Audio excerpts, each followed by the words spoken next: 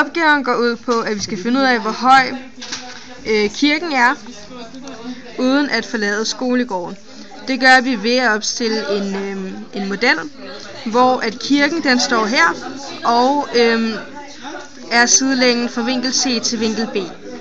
Skolegården er hernede, her står vi, og vi bruger en vinkelmåler til at måle vinkel A op til spidsen af kirketårnet.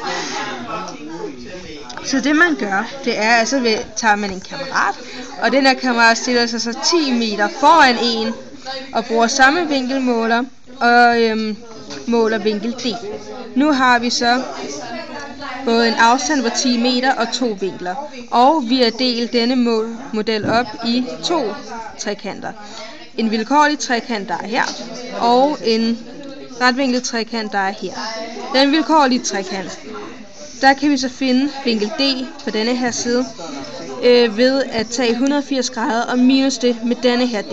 Og så har vi denne her vinkel. Så nu kender vi 2 vinkler, og så kan vi finde vinkel B1 heroppe ved at tage 180 grader minus A minus D, og så har vi B1.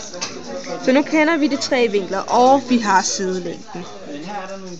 Så kan vi bruge en sinusrelation til at finde sidelængden fra D herop til B.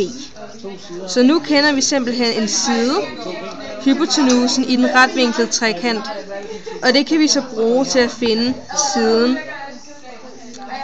BC her, som er hvor høj kirken er.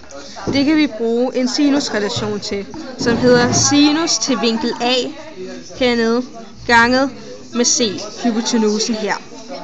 Og på den måde ved vi så, hvor høj kirken er, uden at have forladt skolegården.